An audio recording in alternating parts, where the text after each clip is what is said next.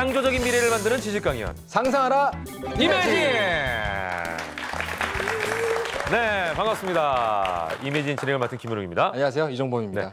자, 요즘 전 세계가 이 지구촌이 화산과 지진으로 몸살을 앓고 있다고 하는데요. 사실 네. 한반도도 이제는 안전지역은 아니다 이런 얘기들을 하고 있지 않습니까? 그렇죠. 이종범 작가가 생각하기에는 어디가 안전할 것 같아요? 이제는 지구상에서 안전한 장소를 찾기는 어려워진 네. 것 같고요. 좀 안전하게 지낼 수 있는 방법을 강구할 필요가 있지 않나. 그런 방법. 방법. 근데 화산이나 지진은 우리가 예상하지 못한 상황에서 돌발적으로 발생하잖아요. 네, 그렇죠. 그렇다면 작가 입장에서, 특히 만화 작가, 네. 웹툰 작가 입장에서는 어떤 방법이 있을 것 같아요?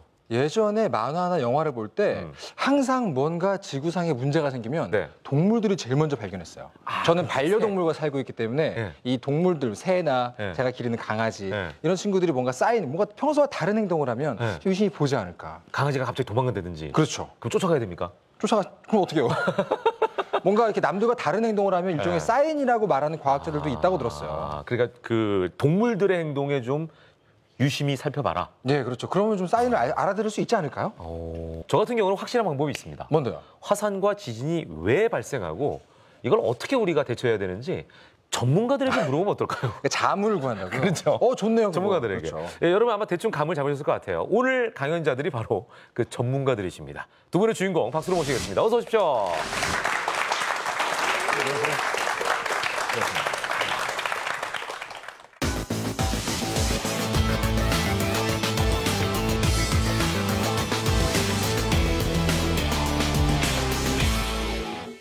두 분 다 어떻게 보면 환경 쪽 전문가시잖아요.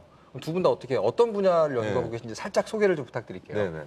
저는 이제 지구에 대한 여러 가지 이제 현상을 공부하고 있는데요. 네네네. 그 중에서도 이제 지하에서 마그마라고 하는 것이 어떻게 생기고 그리고 어떤 과정을 거쳐서 이동하고 그리고 이제 궁극적으로 굳어서 암석이 되는지 네네. 그런 부분을 주로 연구하고 있습니다. 아, 마그마에 대해서. 네네. 홍 교수님은 어떤 분야를 연구하세요? 예, 저는 전공이 지진학이고요. 예, 예. 지진이 어떻게 발생을 하는지, 지진에 의해서 피해가 어떻게 또 확산되게 되는지에 대한 네. 연구를 하고 있습니다. 네.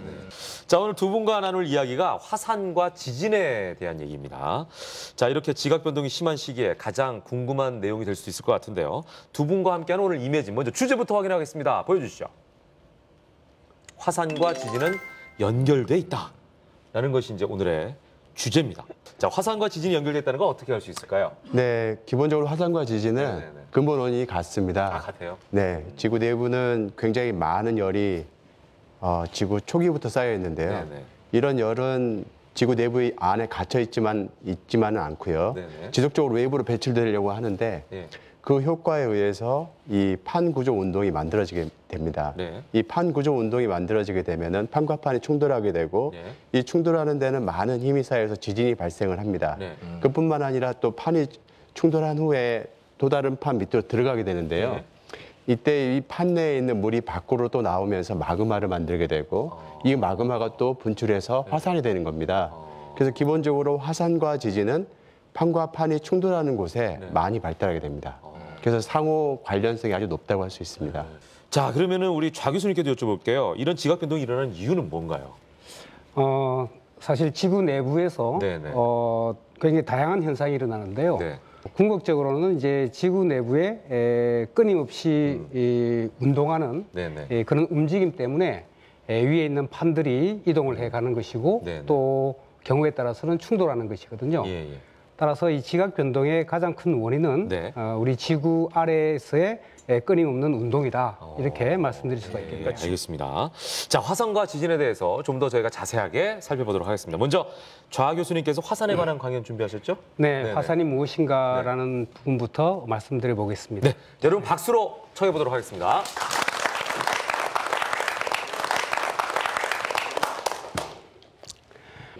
네, 그러면 이번 강연에서는 이 화산에 대해서 같이 한번 알아보도록 하겠습니다. 그런 어떤 화산 폭발의 뉴스를 접하시게 되면요, 화산에서부터 검은 연기가 공중으로 이 솟구쳐 올라가는 그런 사진들을 많이 보실 거예요, 그죠? 근데 사실 이게 연기가 아니고요, 화산 가스와 더불어서 솟구쳐 올라가는 것은 크고 작은 돌가루입니다. 저희가 화산재라고 하는 것이죠. 그런데 이 솟구쳐 올라간 것이 돌가루이기 때문에 무겁잖아요. 그러니까 언젠가는 이게 땅으로 떨어지게 됩니다. 그래서 땅으로 떨어져서 화산재의 층을 형성하게 되는데, 저희와 같은 학자들은 이 화산재의 층을 조사하면서 화산의 폭발의 크기, 그리고 그 규모가 어떻고 언제쯤에 화산이 폭발했는지 같은 것들을 저희가 이제 조사를 하게 되는 것이죠. 그러면 화산이 왜 폭발하는 것일까 하는 것이 이제 궁금해지실 텐데요. 사실 지구가 46억 년 전에 만들어지고부터 지금까지 끊임없이 화산은 폭발해 왔습니다. 물론 지금도 화산이 폭발하는 경우도 있고, 또는 예전에 화산 활동을 했던 화산들이 지금은 활동하지 않는 경우도 있고요. 이런 화산이 활동하기 위해서 필요한 것은 지하에서 마그마라고 하는 것을 만들어야 됩니다. 근데 마그마는 어떻게 만들어지느냐? 지구 내부는 끊임없이 운동을 하고 있지 않습니까? 지구 내부의 운동이 바로 마그마를 만들게 됩니다. 지구 내부의 지각과 멘틀은 고체로 이루어져 있습니다. 근데 고체의 일부가 녹아야지만이 액체인 마그마가 만들어지는 것이거든요. 따라서 지구 내부가 운동을 하게 되고, 그 운동의 결과로 고체의 일부가 녹게 되면 그것이 마그마가 되는 것입니다. 일단 마그마가 되면 대부분이 액체이기 때문에 가볍죠. 가벼운 놈이 이제 지표로 올라오게 되는 것이죠.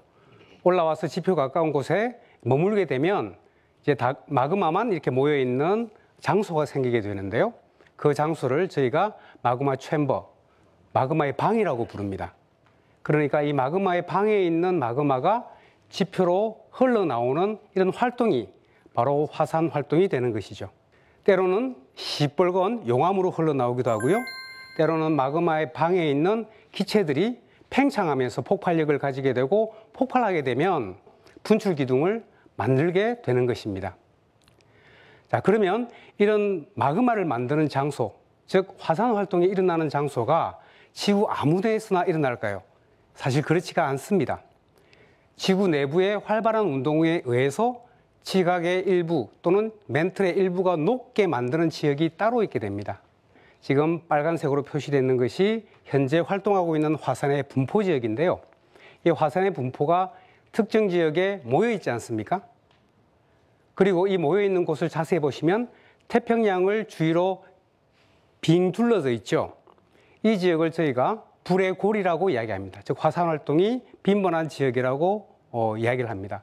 그 이유는 바로 태평양을 이루고 있는 해양의 판들이 주변에 있는 대륙의 판이나 다른 해양판 아래로 침강하면서 그런 장소에 마그마가 발생하기 때문에 그렇습니다. 사실 화산은요, 인간의 역사 속에서 상당히 중요한 여러 가지의 일들을 벌여왔습니다. 몇 가지를 소개를 해드리겠습니다.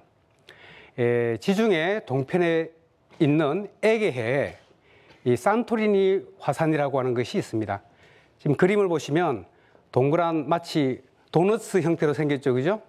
근데 바다 위에 칼데라만 있는 것이고요. 화산체는 해저까지 연결되어 있습니다. 이 화산이 기원전 16세기에 커다란 폭발을 했습니다. 그때 엄청난 폭발이 있었고요. 일부 학자들은 이 산토리니 화산의 폭발로 인해서 문명이 바뀌었다라고까지 생각을 하는 것입니다.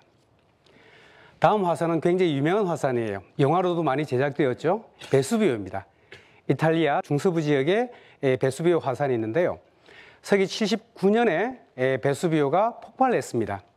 그래서 인근 도시들이 화산재에 묻혀버렸어요.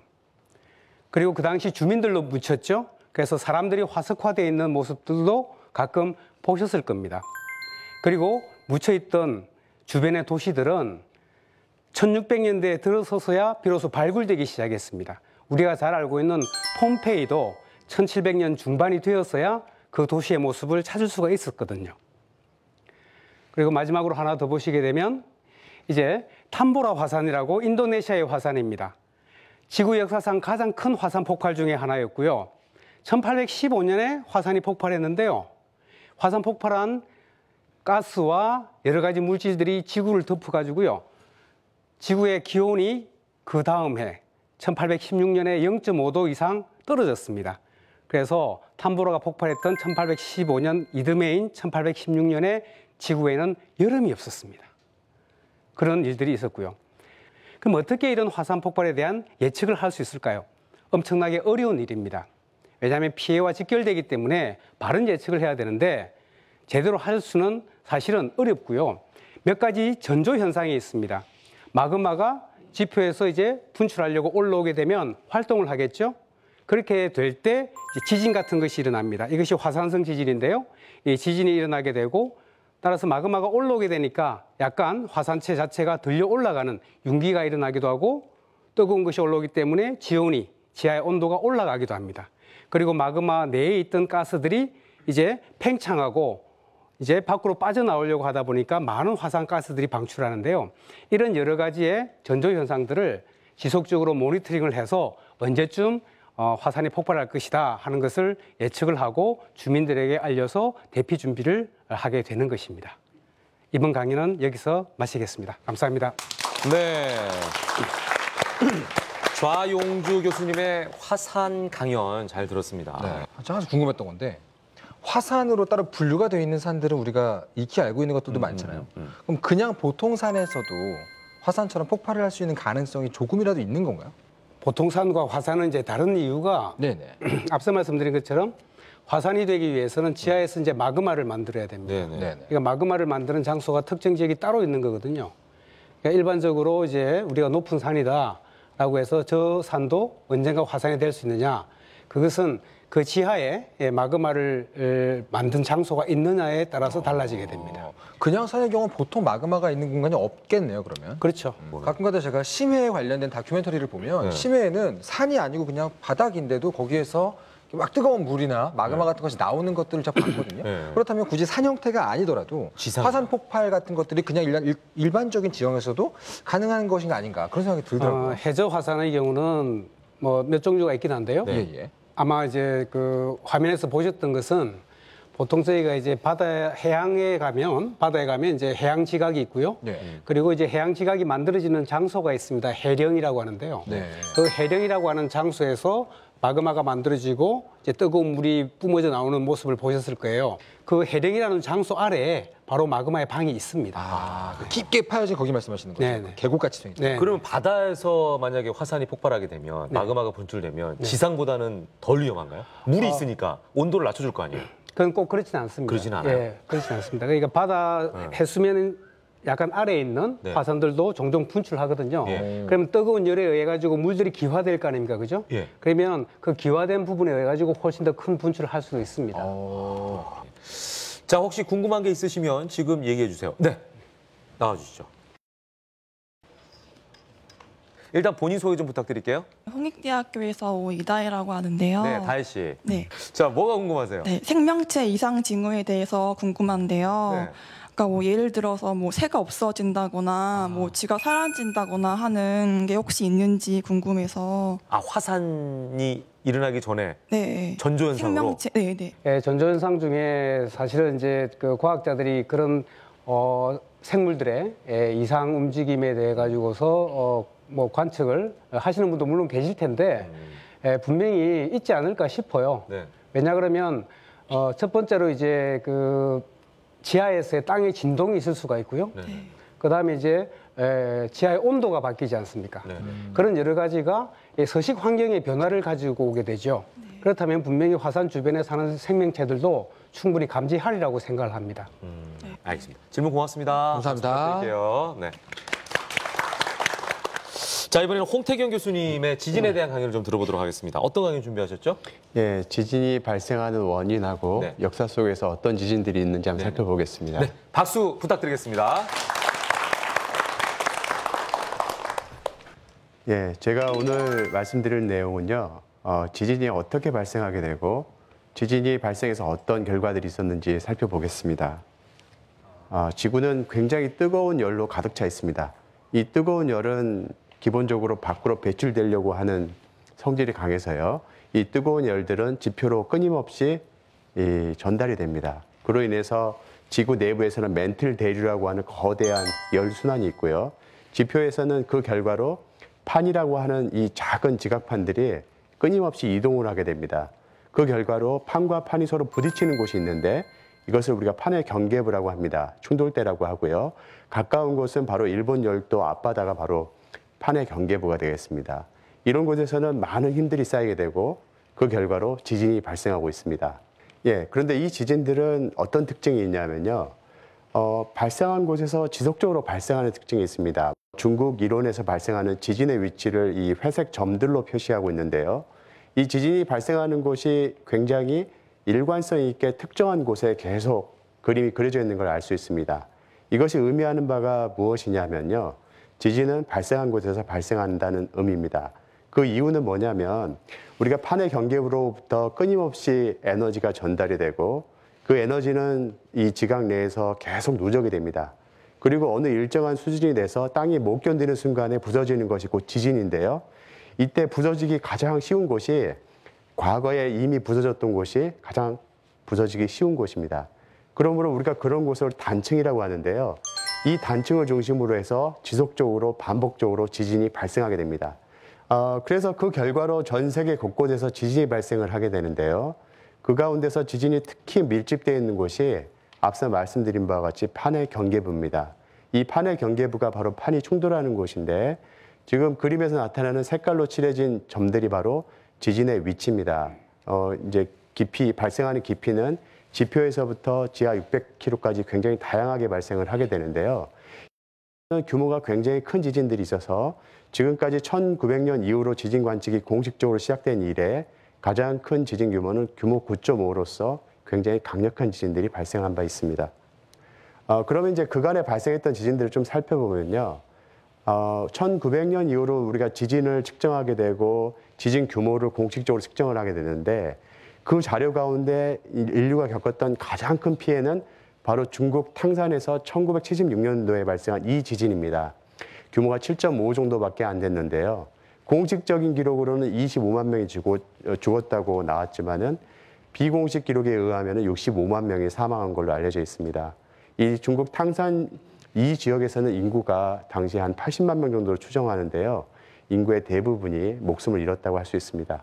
이렇듯 지진이 한 번 발생하게 되면은 굉장히 큰 피해로 연결될 수 있는 굉장히 무서운 자연재해입니다. 그리고 여러분 기억하시겠지만 2004년 12월 26일 날 크리스마스 다음 날에 발생했던 이 규모 9.1 지진은 초대형 지진의 계보를 잇는 큰 지진이었습니다. 당시에 이 지진 해일에 의해서만 28만 명이 인도양 연안에서 사망을 했습니다. 그 밖에 또 기억나는 지진으로는요, 스촨성 지진이 2008년도 5월 달에 발생을 했고요. 당시 한 8만 7천 명이 사망한 전례가 있습니다. 그리고 이제 IT 중남미 빈국에서 발생했던 이번 지진에 의해서 2010년도 이 지진은 규모가 7.0으로서 비교적 굉장히 작은 지진이었습니다.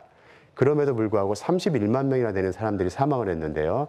이 규모 7.0에 31만 명이 사망한 이 지진은 우리에게 많은 교훈을 주고 있는데요. 이 IT 지진 같은 경우에는 이 지역에 250년 만에 발생한 지진이었습니다.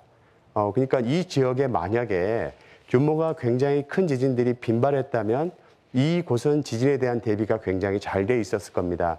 하지만 250년 만에 한 번씩 발생한 이런 지진은 사람으로 하여금 굉장히 방심하게 할 수 있고 그런 지진이 한 번 발생하면서 이렇게 한 차례 발생으로 31만 명이 사망한 것입니다.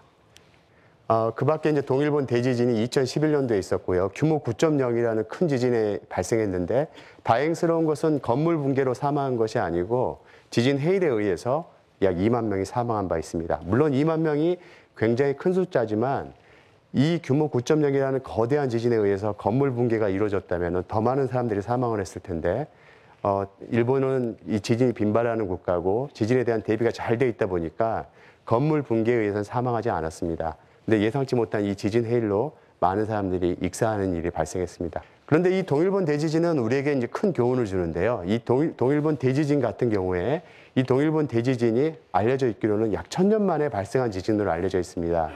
규모가 9.0이라는 큰 지진인데 이곳에서 9.0이라는 지진이 발생할 줄은 아무도 몰랐습니다. 하지만 1000년 전 기록에 의하면은 이곳에 굉장히 큰 이 지진 해일에 의해서 만들어진 퇴적층이 남아 있는데 그걸 바탕으로 볼 때 1000년 전에도 이와 비슷한 규모의 지진이 발생했구나라는 걸 알 수 있습니다. 하지만 일본 정부는 그에 대한 대비를 충분히 못해서 지진 해일에 의한 피해에 의해서 2만 명이 사망하는 결과에 이르게 된 것입니다. 그래서 이제 마지막으로 저희가 생각해 볼 것은 뭐냐면은 지진은 규모도 중요하지만은 이것이 얼마나 빈발하는가가 사람으로 하여금 대비하게 하는데 여러 가지 중요한 요소라는 걸 알 수 있습니다. 또한 지진이 작더라도 도시에서 인접해서 발생하거나 깊이가 얕은 지진이면 지표에 굉장히 강력한 지진동을 만들어내고 건물 붕괴로 연결될 수 있습니다. 그러므로 지진 규모가 꼭 크다고 해서 위험한 것이 아니라 작은 지진이라도 도시에 근접하고 깊이가 얕다면 큰 피해로 연결될 수 있고 더구나 그 지진이 빈발하지 않고 수백 년 만에 한 번씩 발생하는 지진이라면 그 위험도는 더욱더 커진다고 할 수 있습니다. 이번 강연은 제가 여기서 마치도록 하겠습니다. 감사합니다. 네, 감사합니다. 홍태경 교수님의 지진에 관한 내용이었습니다. 네. 규모 얘기를 하지 않습니까? 네. 아까 그 화산은 VEI라는 걸로 그 크기를 관측한다 그랬는데 우리가 이제 화산에 대한 사실 크기는 잘 못 들어보지만 지진은 워낙 뉴스에서 많이 나와요. 그렇죠. 규모 몇 뭐 이렇게 나오잖아요. 아까 뭐 9.5까지도 있고 있다고 말씀하셨는데 그 규모라는 말이 우리가 알고 있는 야 정말 그 집은 규모가 어마어마해 할 때 그 규모랑 같은 의미인가요?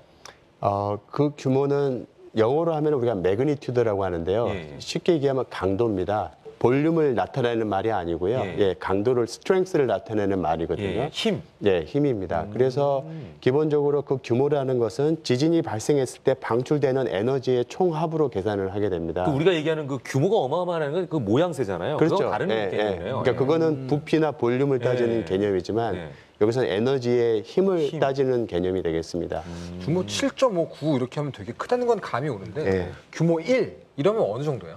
그러니까 우리가 이제 IT 지진이 규모 7.0이었잖아요. 네. 근데 이제 동일본 대지진은 규모가 9.0이었고 규모가 2 차이가 납니다. 규모가 2 차이가 나면은 규모가 1 차이 날 때마다 에너지는 32배씩 차이가 나거든요.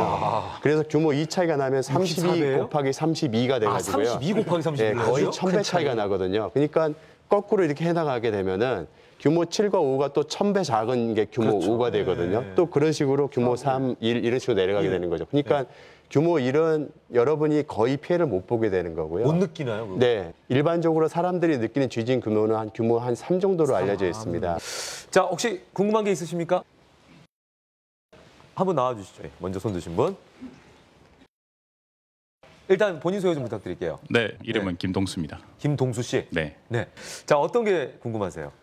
그 두 분의 강의를 들어보면 네네. 화산지대와 지진지대가 거의 같이 비슷하다. 나오는데 예. 우리나라에도 화산이 2개가 있잖아요. 그렇죠. 한라산, 백두산. 예.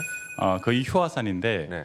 우리나라에서 지금 자주 발생하는 지진이 네. 그 진원지가 백두산과 한라산이 있는 곳과 비슷한지가 궁금합니다. 오, 날카롭네요. 굉장히 예리하신 질문이시고요.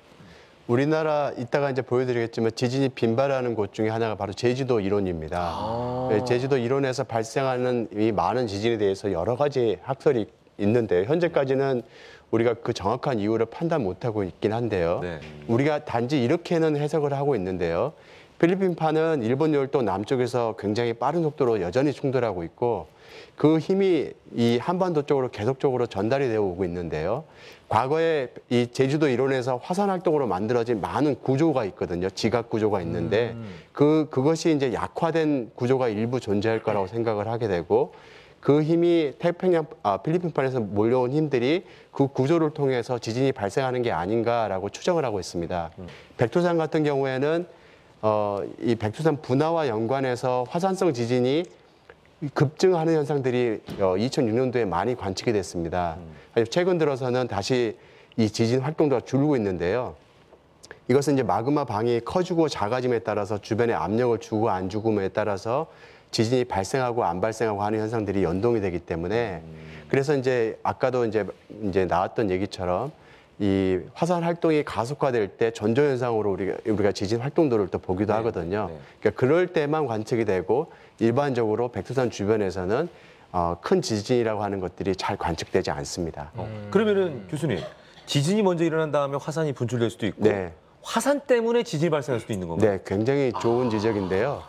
이 동일본 대지진 같이 큰 지진이 한번 발생하게 된 후로 이 동일본 대지진 근처에 있는 일본 열도의 화산들이 이 활동을 갑자기 활발하게 가속화한 전례들이 굉장히 많습니다.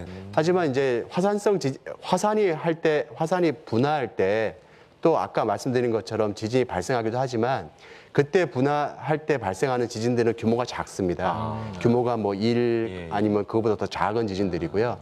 하지만 큰 지진이 발생하게 되면 화산 활동이 가속화되는 일들이 있어서 지진이 훨씬 더 화산 활동을 가속화시키는 데 주요 인자라고 할 수 있습니다. 네, 알겠습니다. 오늘 질문 감사합니다. 감사합니다. 예, 박수 부탁드릴게요. 네. 자, 화산과 지진에 대해서 저희가 자세하게 살펴보고 있습니다. 잠시 후 2부에서는요, 더 심층적인 내용 그리고 대처법에 대해서 살펴보도록 하겠습니다. 잠시만 기다려 주십시오. 이매진.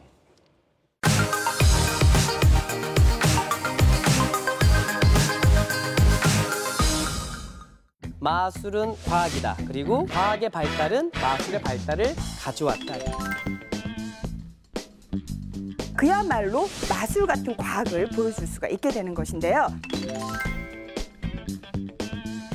오늘처럼 1시간 내내 마술을 봤으면 좋겠다 생각했는데 저도요. 없었어요. 참 엄청난 정답이네요.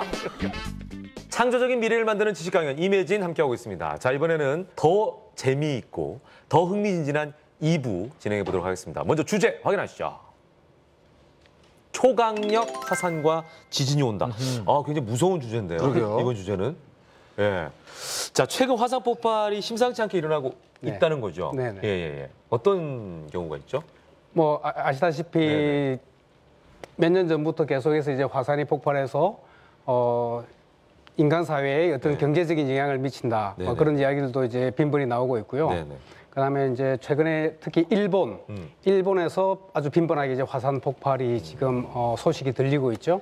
그렇게 해서 본다면은 최근 들어서 지구상에 이상하리만큼 화산 활동이 많아지고 있다. 예, 이런 것들에 대해서 좀 우려를 갖지 않을 수가 없습니다. 알겠습니다. 자, 이번에도 좌용주 교수님의 강연을 먼저 들어보도록 하겠습니다. 네. 화산에 대한 얘기 다시 한번 또 박수로 청해 보도록 하겠습니다.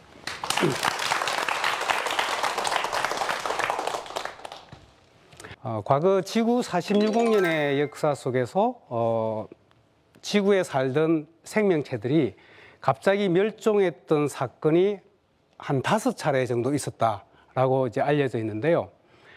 그 중에서도 이 생명체들의 이 멸종이 가장 심했던 시기가 지금으로부터 2억 5천만 년 전에 있었습니다. 그때 시기를 지질학적인 시계로는 페름기의 마지막 시기입니다. 그때 지구에 살았던 해양 생물 종의 90%, 육상 생물 종의 60%가 갑자기 사라졌습니다. 어떻게 할 수 있을까요? 쉬워요. 그러니까 그 멸종의 단계 이전의 지층 속에 있는 화석들을 가지고 이제 생물 종과 그다음에 이제 개수를 저희가 이제 파악을 하고요. 그 멸종의 시기 이후에 지층에서 똑같은 방법으로 조사를 해보면 어느 정도 급격하게 변화했는지를 저희가 알 수 있습니다. 과연 지구상에 무슨 일이 있었던 걸까요? 지금 보시는 사진은 러시아의 시베리아 지역입니다. 윤곽선이 있는데요. 그 윤곽선은 그 당시에 즉 약 2억 5천만 년 전 페름기 마지막 시기에 커다란 화산 폭발이 있어서 용암들이 사방으로 이제 분포되어 있고 화산재가 널려 있는 지역의 규모입니다. 저 면적이 길이만 하더라도 가로 세로 수천 킬로미터에 이릅니다. 얼마 정도 규모의 화산 폭발이었는지 상상하기조차 힘듭니다. 페름기 말에는 지금과 같은 세계지도의 모습이 아닙니다. 모든 대륙이 하나로 모여 있었던 판게아라는 초대륙이 있었어요. 그래서 시베리아 지역에서 있었던 화산 폭발로 인해서 대륙 전체가 큰 영향을 받았을 것입니다. 상상을 한번 해보십시오. 수십 개 이상이나 되는 화구에서 시뻘건 용암이 흘러나오고 거대한 검은 화산재의 기둥이 올라갑니다. 지구의 대기는 화산재와 가스로 아주 두꺼운 장막으로 덮이겠죠. 그렇게 되면 태양에서 오는 에너지가 차단되게 됩니다. 그러면 지구의 지표는 냉각되기 시작을 하죠. 엄청나게 많은 양의 유황의 가스가 공중으로 올라갔다가 황산 방울이 되어가지고 바다로 떨어집니다. 그럼 바다는 급격히 산성화되고 산소가 없는 상태에서 해양 생물들은 죽어갑니다. 그렇게 생물들은 멸종할 수밖에 없었습니다. 지구 역사상 이렇게 참혹한 사건은 없었습니다. 조금 전에 시베리아에서 일어났던 것과 유사한 영향을 줄 수 있는 화산들이 지구에 있습니다. 그런 초강력 화산을 저희들은 슈퍼 볼케이노라고 부릅니다. 화산 폭발할 때 뿜어져 나오는 분출물의 양이 10의 15승 킬로그램 이상이 되는 그런 가능성이 있는 화산을 슈퍼 볼케이노라고 이야기하는데, 미국의 옐로스톤이나 롱밸리, 그리고 인도네시아의 토바, 뉴질랜드의 타우포, 일본의 아이라, 이런 장소들이 과거 수만 년 전 내지 수십만 년 전에 거대한 화산 폭발을 했던 그런 흔적이 있는 화산들입니다. 예를 들면 옐로스톤은 이제 지하에서 뿜어져 나오는 이제 뜨거운 간헐천 같은 것이 이제 있어요. 그 이야기는 이 슈퍼 볼케이노 지하에는 아직까지 뜨거운 여론이 존재한다는 것입니다. 그리고 이 마그마의 방에 그런 마그마가 충분히 채워지게 되면 다시 한번 거대한 폭발을 일으킬 가능성이 존재한다는 것이죠. 다음으로는 백두산 이야기를 좀 하겠습니다. 좀 친근한 이야기가 필요할 것 같아요. 10세기에 백두산은 엄청난 폭발을 했습니다. 그때 화산재가 치솟아 올랐겠죠, 그죠? 그리고 화산재는 이제 멀리 또 이동을 했을 겁니다. 문제는 기록입니다. 백두산처럼 10세기의 폭발이 역사상에 정말로 드문 폭발이었다면 엄청났겠죠. 그런데 역사서에는 화산이 폭발했다는 기록이 없습니다. 우리나라 고려사에도, 고려사 전료에도, 중국의 요사나 아니면 거란국지에도 백두산이 폭발했다는 기록이 없습니다. 다만 화산 폭발일 것이다라고 추정이 되는 기록들이 조금 남아있는데요.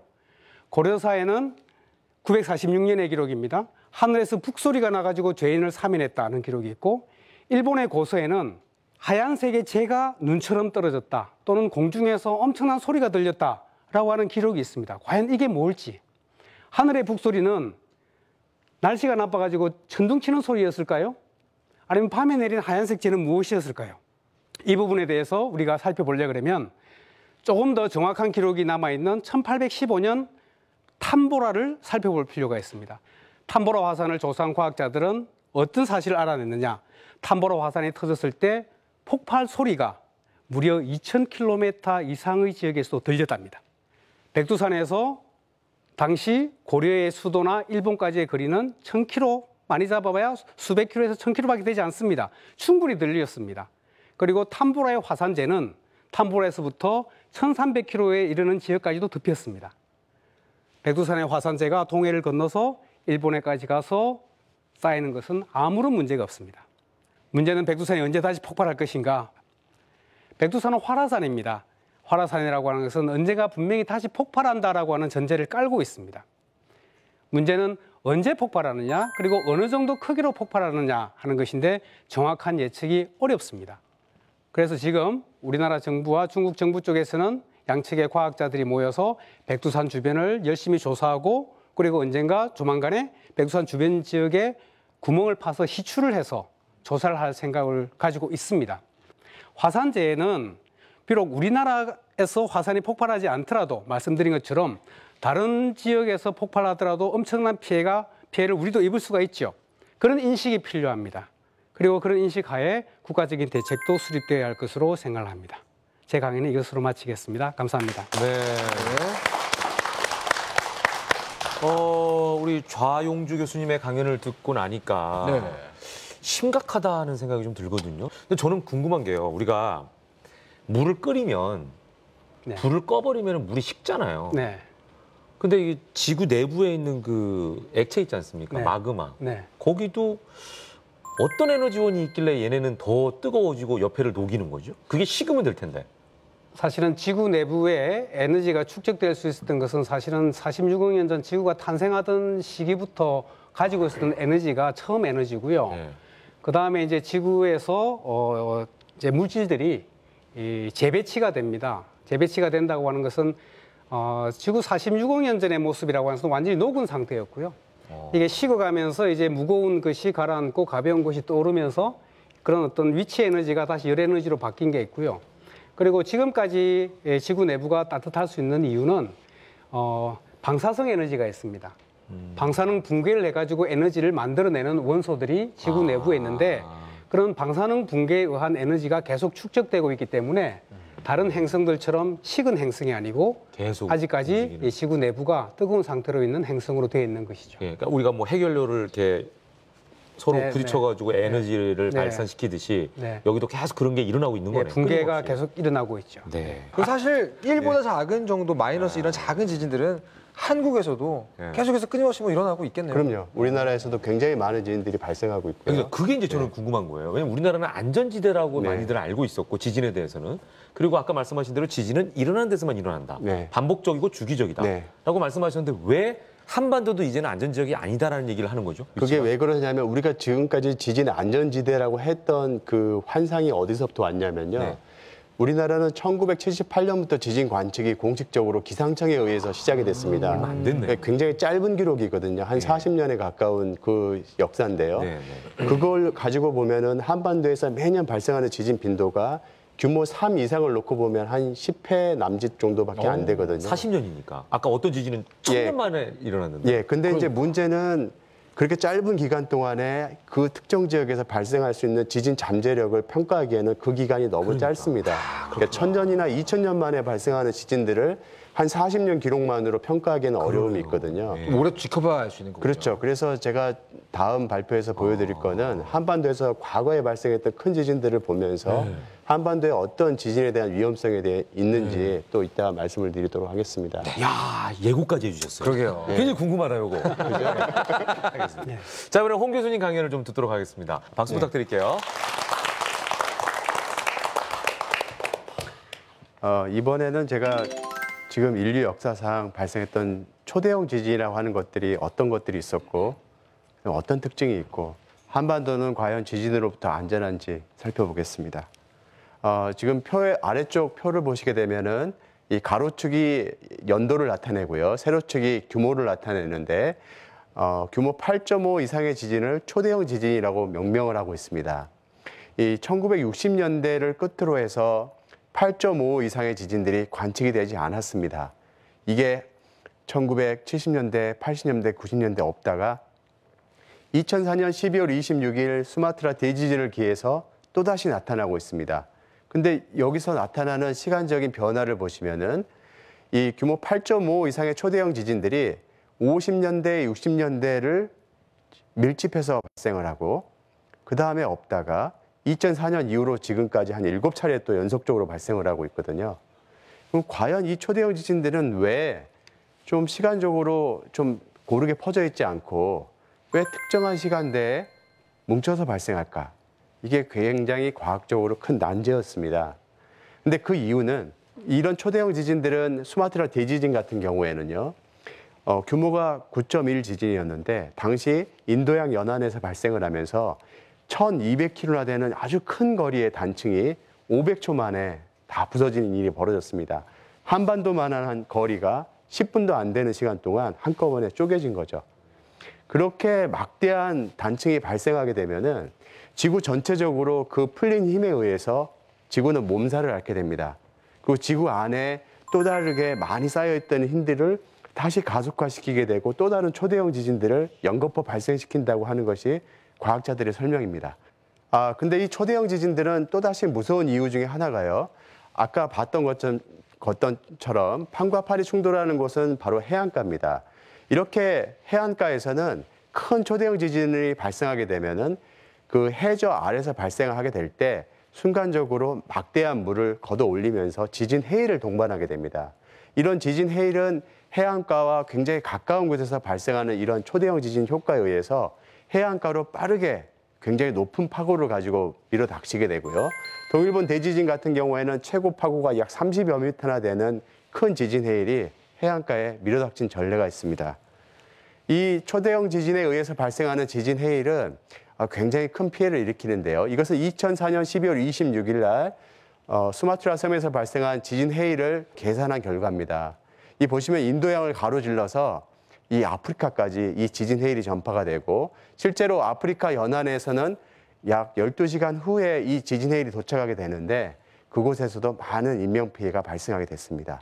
이 지진 해일은 이렇듯 먼 바다를 가로지르면서도 지진 해일 파고가 그렇게 크게 줄지 않는 일들이 발생하기 때문에 한번 발생하게 되면 굉장히 많은 준비를 해야 합니다. 그럼 이제 한반도 얘기를 조금 하게 되면요. 한반도는 1978년 이후로 지진 관측이 시작이 됐는데 아래 막대 그래프로 표시된 것들이 바로 유감 지진이라고 해서 사람들이 느낄 수 있는 지진을 말하는데요. 이게 규모 한 3.0 정도 되는 지진들입니다. 이런 지진들은 매년 거의 바뀌지 않는 걸로 봐서 한반도에서 발생하는 지진 발생 빈도는 크게 바뀌지 않았다라고 생각을 하고 있습니다. 하지만 동일본 대지진 후에 지금 그래프에서도 나타나지만은 갑자기 크게 증가하는 게 2011년도 이후로 관측이 되거든요. 그게 동일본 대지진이 발생을 하면서 한반도의 지진 환경을 바꿔놓으면서 많은 지진들이 발생한 일들이 실제로 벌어졌습니다. 그래서 일본 열도에서 발생하는 이런 초대형 지진들은 한반도에 또 다른 큰 지진을 발생시키지 않을까라는 걱정을 야기하고 있습니다. 이 지진들의 분포를 조금 더 자세히 보시게 되면은 이 평양 근처 서해안, 그 다음에 이 중부 지역 속리산 근처거든요. 그 다음에 동해 앞바다, 그 다음에 앞서 말씀드린 바와 같이 제주도 일원에서 굉장히 높은 지진 발생 빈도를 보이고 있습니다. 하지만 이 기록은 1978년 이후로 기상청 자료만을 가지고 봤을 때 이렇습니다. 하지만 우리에게는 굉장히 좋은 기록들이 많이 있는데요. 조선왕조실록과 고려사, 삼국사기 등에는 우리 선조들께서 지진이 발생할 때마다 많은 기록을 남겨놨습니다. 1978년부터 지금까지 40년밖에 안 되는 지진 기록으로는 긴 역사 속에 발생하는 큰 지진들을 파악할 수 없는데 이런 자료들을 활용하게 되면 과거에 얼마만큼 큰 지진들이 발생했는지 알 수 있습니다.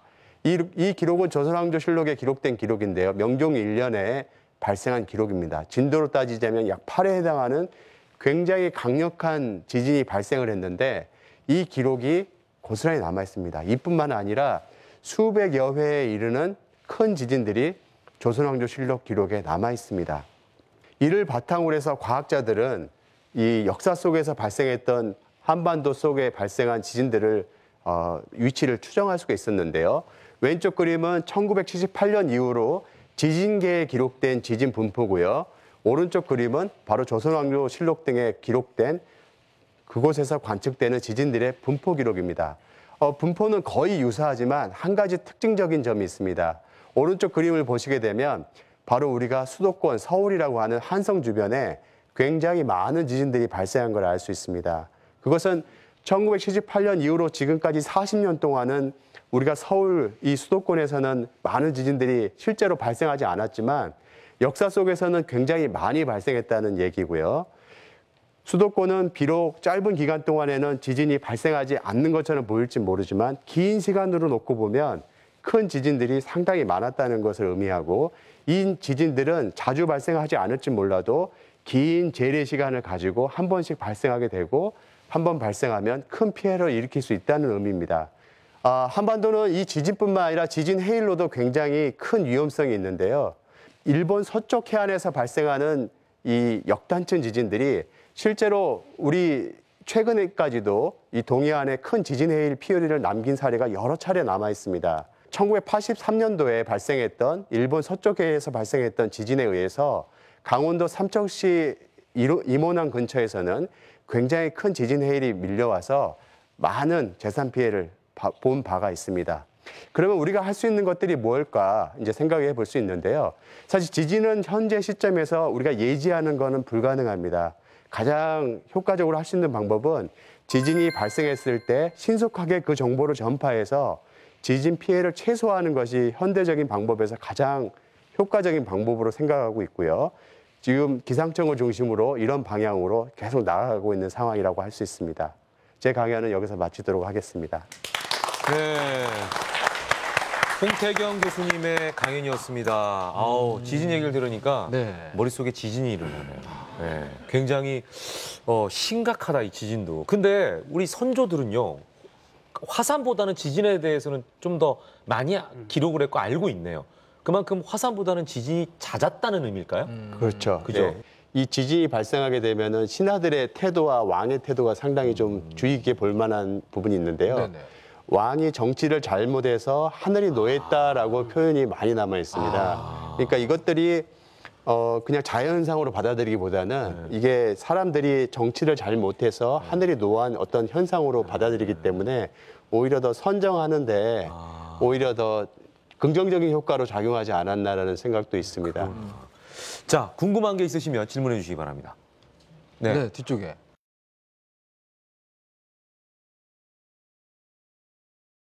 일단 본인 소개 좀 부탁드리겠습니다. 네, 터키에서 창업 준비하고 있는 김봉준이라고 합니다. 터키요? 터키. 터키는 지진의 안전지대입니까? 아닙니다. 예. 아. 굉장히 많이 나는 위험하군요. 그거 좀 느껴봤어요 혹시? 아니 아직 한 번도 느껴본 적은 없었어요. 자, 뭐가 궁금하세요? 네, 지금 우리나라 같은 경우도 지진의 이제 안전지대가 아니라고 하셨는데, 그럼 이제 실제로 지진이 일어난다면 뭐 대처 방안이나 행동 지침 같은 거 어떤 게 있을지 궁금해서. 네. 아니 본인은 이제 터키에 계실 건데 뭐 터키도 안전지대가 아니라고 하시길래. 어떻습니까? 예, 실제로 지진이 일어나게 되면은 그 지진 피해를 보는 주 원인이 건물 붕괴입니다. 그런데 이제 지진파가 도달을 해서 땅을 흔들게 되면은 그거로 인해서 건물이 붕괴되는데요. 근데 이 지진파가 왔을 때 지진이 왔구나 하고 재빨리 건물 밖으로 도망가는 건 현실적으로 불가능합니다. 왜냐하면 지진파가 전달하는 속도가 지각 내에 전파될 때 초당 5km에서 7km씩 이동을 해나가거든요. 그러니까 굉장히 1초에 그렇게 빠른 속도로 이동해가는 지진파를 인지하고 빨리 도망가기란 현실적으로 불가능하고요. 그럴 때는 이제 이 가옥 내에서 최대한 안전하게 본인을 보호하는 방법이 최선인데요. 그리고 나서 건물 밖으로 도망을 가야 합니다. 왜냐하면은 이게 전진이고 그 후에 더 큰 본진이 따라올 가능성이 있기 때문에 그걸 대비해서 도망을 가는 거거든요. 근데 이제 이때 첫 번째 지진을 감지했을 때 제일 먼저 해야 할 일은 이 출입구 문을 열어두는 일이 가장 필요합니다. 왜요? 왜냐하면은 이 건물이 크게 흔들리게 되면은 건물이 뒤틀리게 되고 나중에 문을 못 여는 수가 벌어지거든요. 그래서 도망가야 할 때 도망을 못 가기 때문에 갇힐 수가 있군요. 일단 지진이라고 생각이 되면 몸을 숨기기 전에 문부터 열어두고 책상 밑으로 숨는 게 제일 최선이고요. 그리고 좀 안정하다 싶으면 뒤에 본진이 올 걸 대비해서 재빨리 야지로 나가야 됩니다. 야지. 일단은 뭐 대처법을 알려주셨으니까 머릿속에 가지고 있어야 될 것 같아요. 예, 오늘 질문 감사합니다. 네, 감사합니다. 터키 잘 가시고요. 자, 이렇게 해서 오늘 두 분의 강연을 들어봤습니다. 바쁘신데 오셔서 이렇게 강연해 주셔서 감사드리고요. 오늘 혹시 못다한 얘기가 있으면 해주세요. 못다한 얘기요? 네, 아쉬운 부분. 우리나라 이렇게 자연과학에 대해서 관심을 가져주신 네네. 여러분들께 되게 감사드리고요. 네네. 사실 자연과학의 토대는 이 퍼블릭과 함께하는 것입니다. 네네. 퍼블릭 아웃리치가 그래서 과학자들도 굉장히 중요한 덕목이라고 생각을 하거든요. 그래서 앞으로도 지금처럼 우리 과학에 관심을 많이 가져주셨으면 감사하겠습니다. 네, 좌 교수님도 한 말씀 해주시죠. 앞서 드린 말씀과 똑같은데요. 너무 암울해하지 마시고요. 슬기롭게 대처하는 방법을 우리가 찾을 수 있도록 많이들 관심을 가져주시고요. 네. 오늘은 이제 홍 교수님과 제가 이제 지구에 대한 이야기를 했는데 사실 이 지구를 공부하다 보면은 상당히 철학적이 됩니다. 그래서 이 지구에 관련되어 있는 학문도 앞으로 많이 이제 관심을 가지고 주목해 주시면 고맙겠습니다. 네. 저 사실은 뭐 좌 교수님은 화산에 대한 전문가시고 우리 홍 교수님은 지진에 대한 전문가신데 이게 뭐 연결돼 있다고 하니까 화산 연구하시면서 지진에도 좀 더 그렇죠. 연구하실 필요성이 있을 것 같고 화산도 연구하시고 좀 그래야 될 것 같아요, 그죠? 예, 두 분이 앞으로 좀 코어를 좀 이렇게 하시면 좋은 결과가 있지 않을까 이런 생각도 드네요.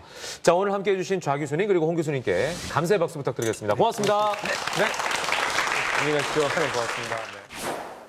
자, 오늘의 주인공 두 분을 큰 박수로 모시겠습니다. 어서 오십시오. 안녕하세요. 마술은 과학이다. 그리고 과학의 발달은 마술의 발달을 가져왔다. 그야말로 마술 같은 과학을 보여줄 수가 있게 되는 것인데요. 과학자의 역할을 역사 속에서는 이 마술사인 것처럼 이렇게 이야기를 해서 등장을 하기도 합니다. 오늘처럼 1시간 내내 마술을 봤으면 좋겠다 생각했는데요. 저도요. 없었어요. 참 엄청난 정답이네요. 상상 안내자 이종범의 이미진. 오늘은 강연을 들으면서 어떤 생각을 했습니까? 저는 항상 강연 들으면서 옛날에 봤던 작품들 떠올리잖아요. 최근에 2024라는 웹툰이 있었어요. 서재일 이종규 작가의 웹툰이었는데 거기를 보게 되면 그 작품 안에서는 지구가 우리 사람들에게 굉장히 다양한 사인을 끝없이 주고 있었습니다. 하지만 그 사인을 알아들은 건 오직 한 명의 여자아이밖에 없었어요. 네. 그러면서 벌어지는 일이었거든요. 근데 이제 우리 같은 경우는 그 상대방이 지구라면 우리에게 주는 수많은 사인들을 알아들을 수 있게 이 과학이 많은 걸 도와주지 않을까 그런 굉장히 믿음직한 느낌을 받았습니다. 네. 저는 이제 이 화산, 자연과 인간에 대한 그 공통 부모를 찾아냈습니다. 뭔데요? 화산도 밑에 아까 그 마그마 챔버라 그래가지고 네네. 잔뜩 쌓이니까 폭발하잖아요. 그렇죠. 그런데 이게 옆으로 조금씩 새는 경우가 있다면 폭발이 덜할 거 아니에요. 아무래도 그렇죠. 그죠? 사람도 마찬가지인 것 같아요. 분노를 가지고 있으면 네. 언젠가는 폭발하지 않습니까? 그렇죠. 그러니까 참지 말고 뭔가 화가 나거나 할 때는 조금씩이라도 이걸 표출해야 되지 않을까? 평상시에 평상시에 폭발하지 않게. 네, 폭발하지 않도록 유지할 수 있는 어떤 방법이 필요하지 않나 이런 생각을 해봤습니다. 오늘은 김현우 아나운서님이 저보다 훨씬 작가 같은 말씀을 하시는 것 같아요. 괜찮았어요? 굉장히 와닿네요. 웹툰 하나 써볼게요. 자, 이렇게 오늘은 화산과 지진에 대한 얘기를 했습니다. 다음 시간에는 또 어떤 상상의 이야기를 가지고 올까요? 여러분 기대해 주시기 바랍니다. 함께해 주신 여러분 고맙습니다. 감사합니다.